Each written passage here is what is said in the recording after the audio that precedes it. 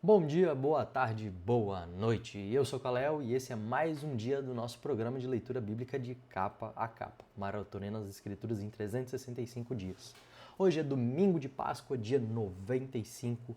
Muito obrigado pela sua presença, muito obrigado por estar aqui. Pegue sua água, seu chá, seu café e bora comigo na leitura de hoje. Hoje nós vamos ver a respeito de 2 Samuel, do capítulo 4 ao capítulo 7. É uma porção muito preciosa para nós do Antigo Testamento. Mas para fazer a nossa revisão do dia anterior, nós vimos no dia 94 a respeito como Davi lamenta profundamente a respeito da morte de Saul e de Jonatas, como Davi é ungido rei sobre Judá, e como a guerra entre a casa de Saul e Davi está acontecendo. E como Abner, chefe do exército de Saul, acaba morrendo e também antes disso passou a apoiar Davi, né? Vamos começar então com o capítulo 4 de 2 Samuel. Capítulo 4, 2 Samuel, do capítulo 4 ao capítulo 7. Isbosete é assassinado. Quando Isbosete, filho de Saul, soube que Abner havia assassinado na cidade de Hebrom, perdeu a coragem. E todo o povo de Israel ficou com medo. Havia 2 oficiais de Isbosete que comandavam os ataques rápidos ao território inimigo. Eles se chamavam Baná e Recabe, e eram filhos de Rimon, da cidade de Berote, da tribo de Benjamim. A cidade de Berote é considerada como parte do território de Benjamim. Os antigos moradores de Berote haviam fugido para a cidade de Gitaim e eles vivem ali como estrangeiros até hoje. Quando Saul e Jonatas foram mortos em Jezreel, Mefibosete, filho de Jonatas, tinha 5 anos de idade. Ao chegar a notícia da morte de Saul e de Jonatas, a mulher que cuidava de Mefibosete o pegou e fugiu, mas estava com tanta pressa que o deixou cair e ele ficou manco. Recabe e Baná foram para a cidade de Isbosete e chegaram lá quando ele ainda estava tirando a sua soneca depois do almoço. A mulher que estava na porta, peneirando trigo, havia ficado com sono e estava dormindo. Por isso Baná e Recabe entraram em silêncio. Foram ao quarto onde Isbosete dormia um sono pesado e o mataram. Então cortaram a cabeça dele e o levaram consigo. Eles caminharam a noite toda pelo vale do rio Jordão. Quando chegaram a Hebrom, mostraram a cabeça de Isbosete ao rei Davi e disseram: aqui está a cabeça de Isbosete, filho do seu inimigo Saul, que queria matá-lo hoje. Hoje o Senhor Deus vingou o rei, meu senhor de Saul e de todos os seus descendentes. Davi respondeu: eu agarrei e mandei matar o estrangeiro que foi ao meu encontro na cidade de Ziclag, pois ele, pensando que estava me dando uma boa notícia, me contou a respeito da morte de Saul. Agora juro pelo Senhor, o Deus vivo, que me salvou de todos os perigos, que eu castigarei muito mais os homens traiçoeiros que mataram um inocente que estava dormindo na sua própria casa. Agora vou me vingar de vocês por terem matado Isbosete e vou varrer vocês da face da terra. Então Davi deu ordem aos seus soldados e mataram Recabe e Baná. Depois cortaram as mãos dos pés deles e penduraram perto da represa de Hebrom. E pegaram a cabeça de Isbosete e sepultaram no túmulo de Abner, em Hebrom. Capítulo 5. Davi é feito rei de Israel e de Judá. Mas antes da gente entrar nesse capítulo, vamos ver agora algumas coisas que aconteceram que são muito interessantes no capítulo 4.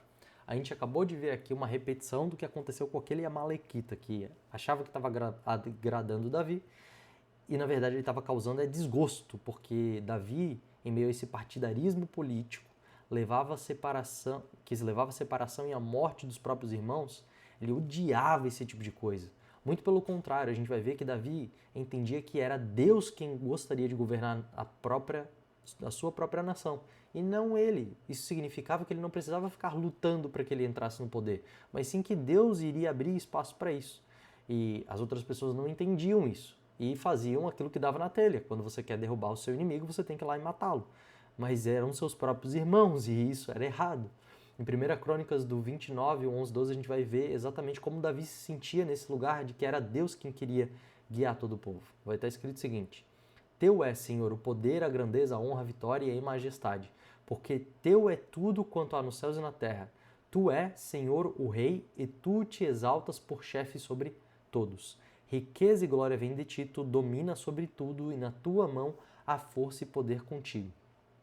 Está a engrandecer, contigo está o engrandecer e a tudo dar força. Davi entendia que na verdade era o rei e não ele mesmo queria governar. Por isso que todas as vezes que alguém aparecia querendo fazer um favor para ele, um favor político e todas essas coisas, ele abominava com todo o seu ser. Vamos continuar então aqui no capítulo 5? Davi é feito rei de Israel e de Judá. Então todas as tribos de Israel foram se encontrar com Davi em Hebrom e disseram: Nós pertencemos ao mesmo povo que você, ó rei. No passado, quando Saul era o nosso rei, você comandou o povo de Israel na batalha.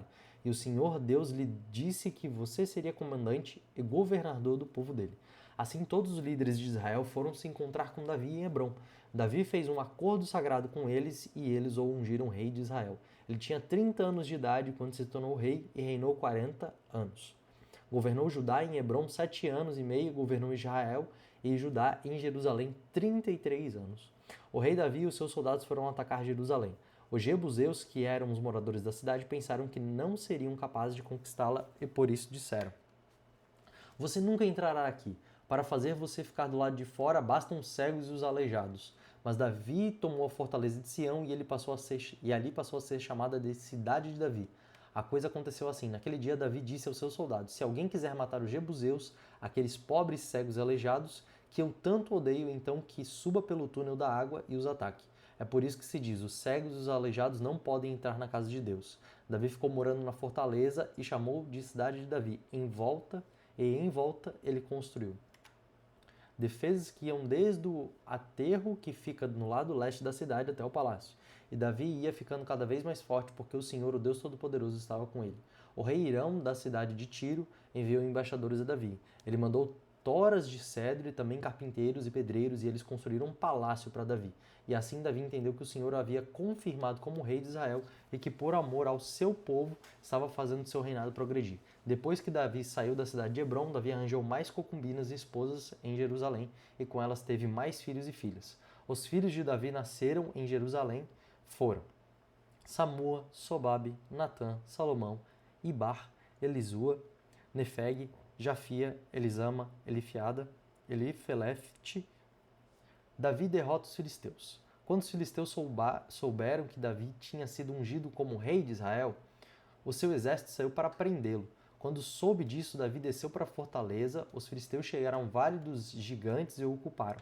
Aí Davi perguntou a Deus o Senhor: Devo lutar contra os filisteus? Tu me darás a vitória? Vá, disse o Senhor, eu lhe darei a vitória. Então Davi foi até Baal-Perazim e ali venceu os filisteus. Ele disse: Como uma enchente que derruba tudo, assim o Senhor abriu uma brecha no meio dos meus inimigos. Por isso aquele lugar é chamado de Baal-Perazim. Ali os filisteus abandonaram seus ídolos e Davi e os seus soldados os levaram embora. Então os filisteus voltaram para o vale dos gigantes e o ocuparam. Mais uma vez Davi consultou o Senhor e ele respondeu: Não os ataque daqui. Dê a volta, vá até as amoreiras e ataque por trás. Quando você ouvir o barulho de marcha por cima das amoreiras, fique pronto para atacar, porque isso quer dizer que estou indo na sua frente para derrotar o exército dos filisteus. Davi fez o que o Senhor havia mandado e obrigou os filisteus a recuarem desde Geba até Gezer. Olha que porção legal para nós estudarmos um pouquinho aqui, né? A gente vai ver exatamente o que está acontecendo aqui. Primeiramente, vamos recapitular que essa foi a última unção. Quando Davi foi ungido rei sobre todo Israel, essa vai ser a terceira e última unção que ele vai receber para governar todo o povo, sobre toda a nação. No comentário bíblico latino-americano, o autor fala que Davi representa um novo começo, sendo o rei por meio do qual Israel se converte e também vai se tornar uma nação reconhecida em todo o mundo antigo e no Oriente Próximo. A conquista de Jerusalém ela é um evento muito importante, tanto político, quanto militar, quanto teológico também.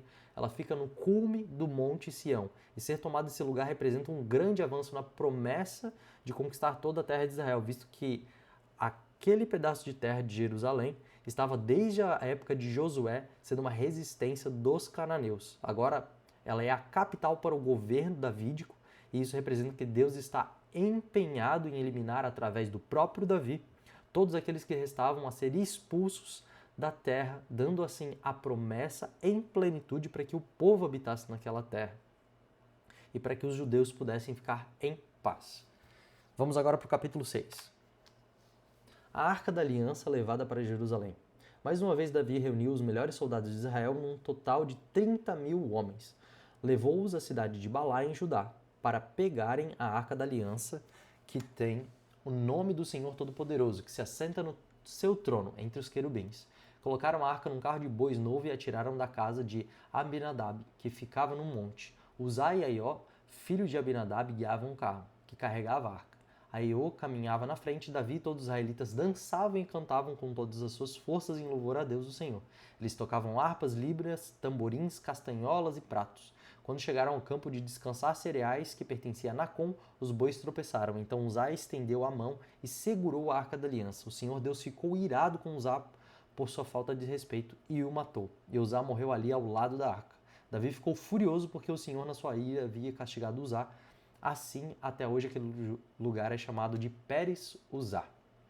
E no hebraico quer dizer o castigo de Uzá. Então Davi ficou com medo de Deus, o Senhor, e disse: E agora, como é que eu poderia levar comigo a arca da aliança? Assim, Davi resolveu não levar a arca para a sua cidade de Jerusalém. Em vez disso, ele mudou de direção e levou para a casa de Obed-edom, que era da cidade de Gate. A arca da aliança ficou ali 3 meses e o Senhor abençoou Obed-edom e sua família.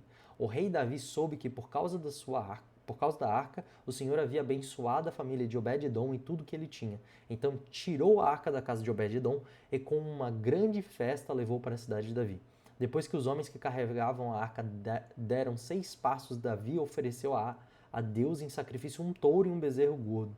Davi vestiu um manto sacerdotal de linho, dançou com todo entusiasmo e louvor a Deus o Senhor. E assim ele e todos os israelitas levaram a arca da aliança para Jerusalém com gritos de alegria e sons de trombeta. Quando a arca estava entrando na cidade, Mical, filha de Saul, olhou pela janela, viu o rei Davi pulando e dançando em louvor ao Senhor, e então sentiu por ele um profundo desprezo. Levaram a arca e a colocaram no seu lugar, na barraca que Davi tinha preparado para ela.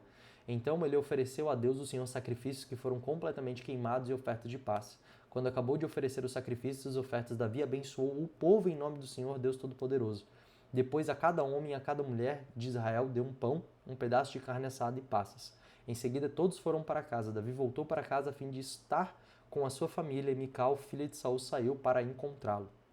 Ela disse: Que bela figura fez hoje o rei de Israel. Parecia um sem vergonha, mostrando o corpo para as empregadas dos seus funcionários. Davi respondeu: Eu estava dançando em louvor ao Senhor, que preferiu me escolher em vez de escolher o seu pai e os descendentes dele, e me fez o líder de Israel, o seu povo. Pois eu continuarei a dançar em louvor ao Senhor e me humilharei ainda mais diante de você. Você pode pensar que eu não sou nada, mas aquelas moças de quem você falou vão me dar muito valor. E Mical, filha de Saul, nunca teve filhos. A gente está culminando agora para coisas cada vez mais preciosas, né? São porções que elas estão chegando a um ápice que a gente vai ver no capítulo 7. Mas aqui, levar a arca para Jerusalém significava que Davi queria tirar a presença de Deus de um lugar periférico para colocar ela no centro do reino e do lugar que seria a capital de Israel.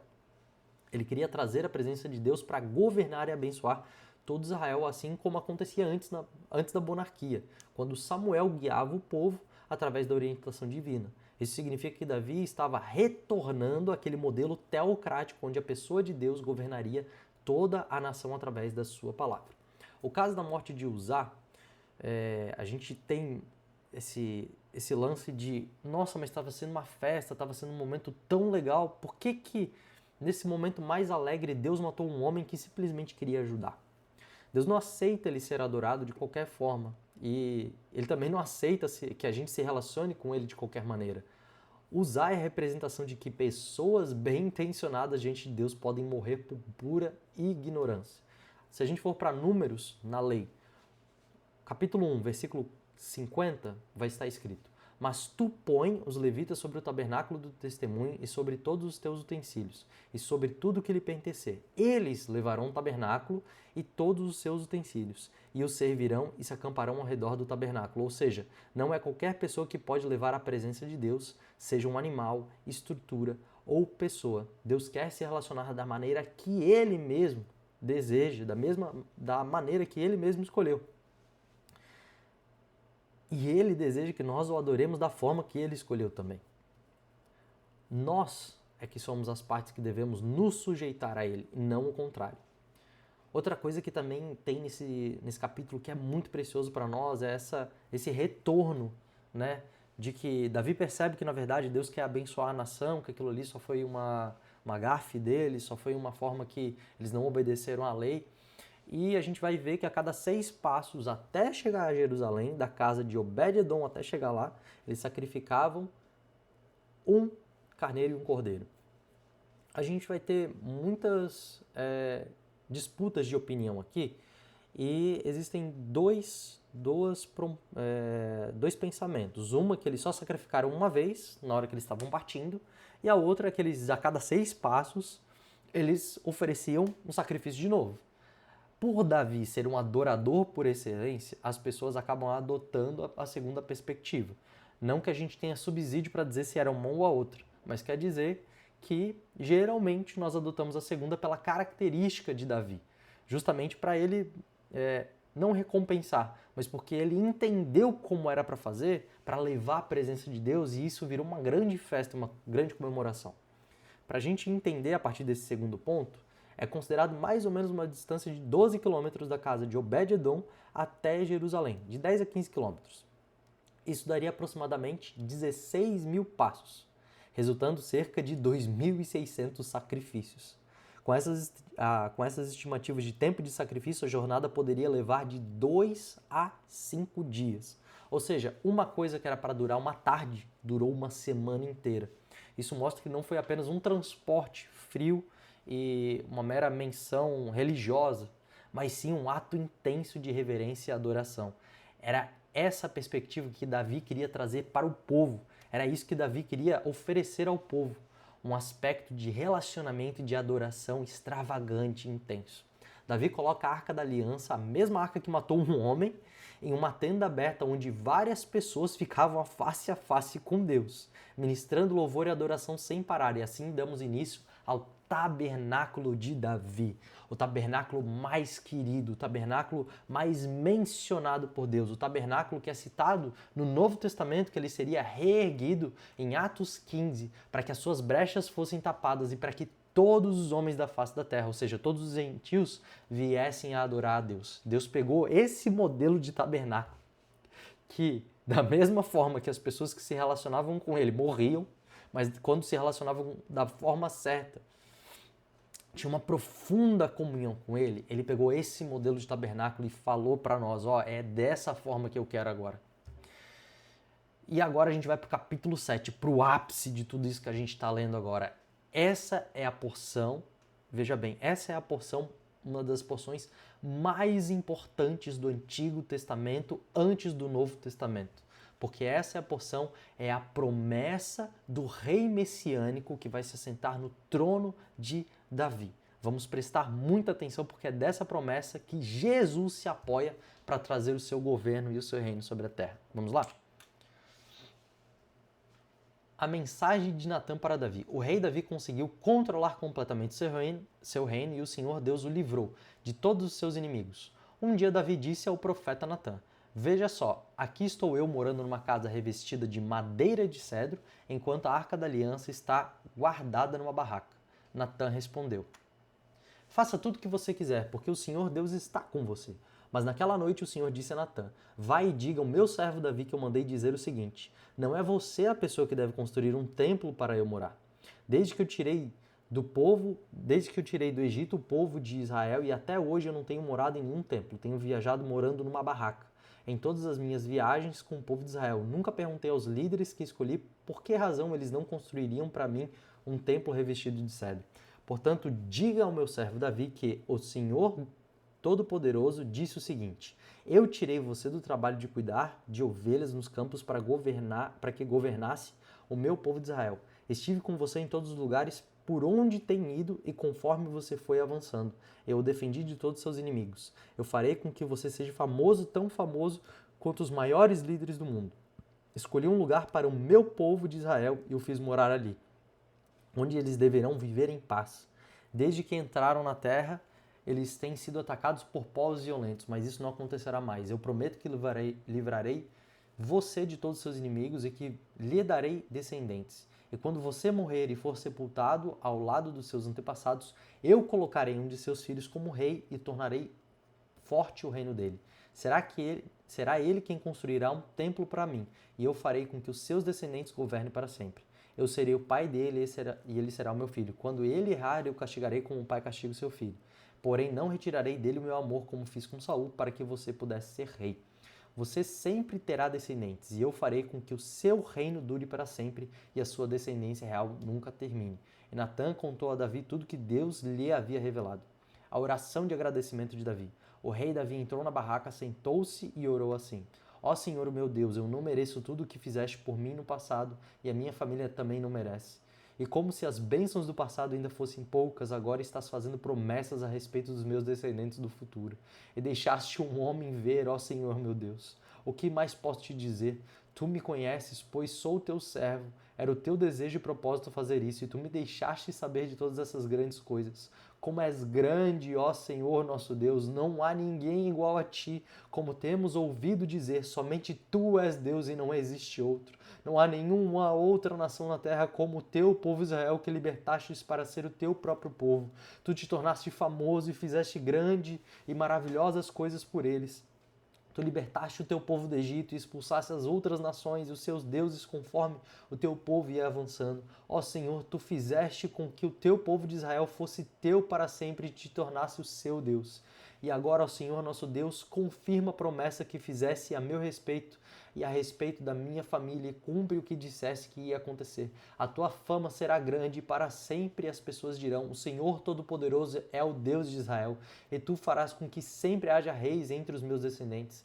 Senhor Todo-Poderoso, Deus de Israel, eu tenho coragem para te fazer essa oração porque revelaste a mim, o teu servo, que farás com que os meus descendentes sejam reis. E mais tu, ó Senhor, me fizeste essas maravilhosas promessas, e as tuas promessas sempre se cumprem porque tu é Deus. Eu te peço agora que abençoes os meus descendentes para que eles continuem a ser estar sempre na tua proteção. Tu, ó Senhor, meu Deus, prometeste isto, que a tua bênção esteja com os meus descendentes para todo o sempre.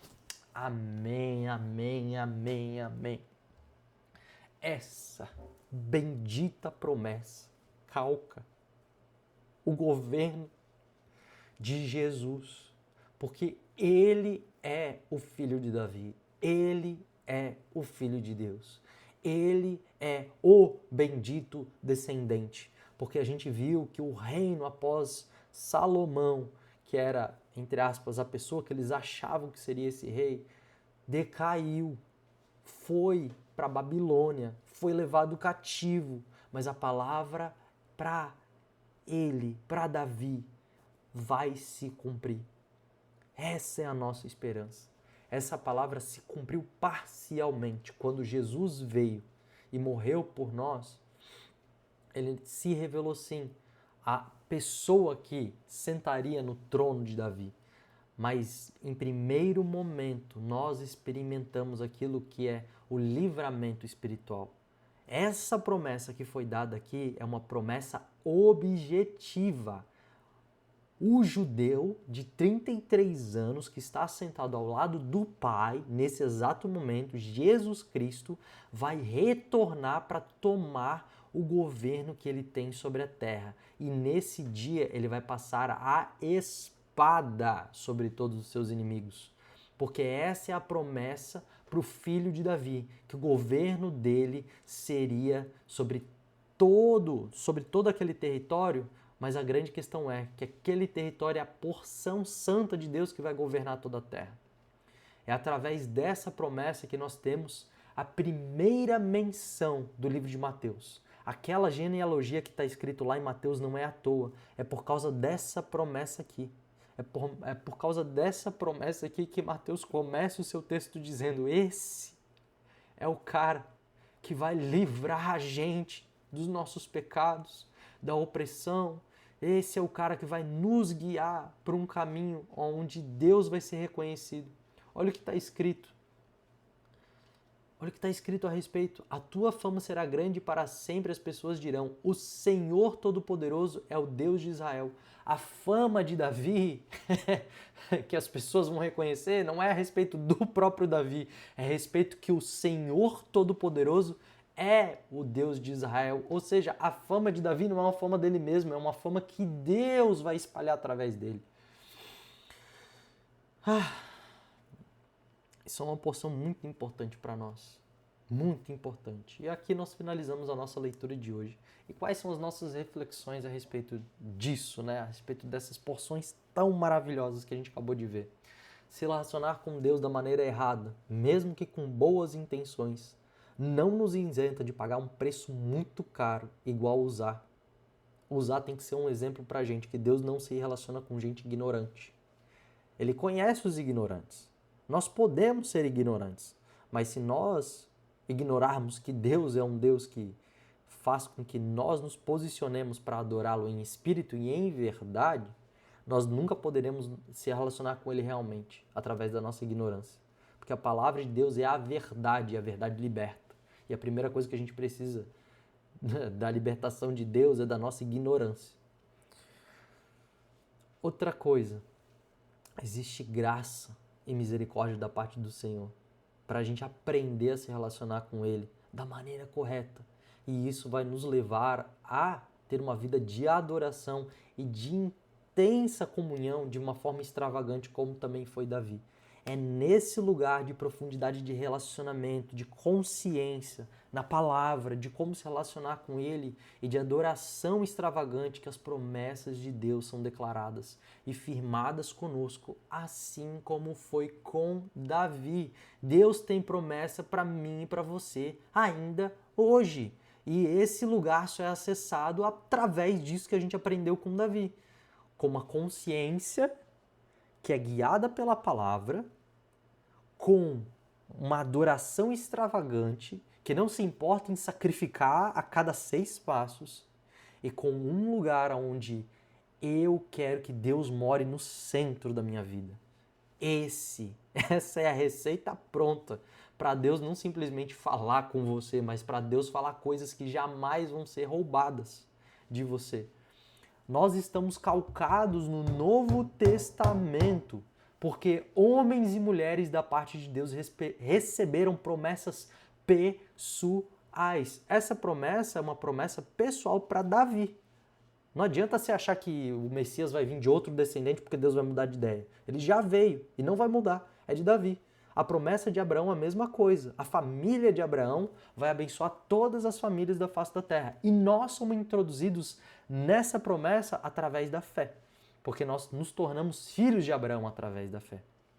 A pergunta que eu te faço: quais promessas Deus deseja liberar sobre a minha e a tua vida para abençoar todas as pessoas? Porque através disso, Deus não abençoou só a família de Davi. Deus abençoou toda aquela nação. E Deus também vai abençoar toda a terra através dessas promessas.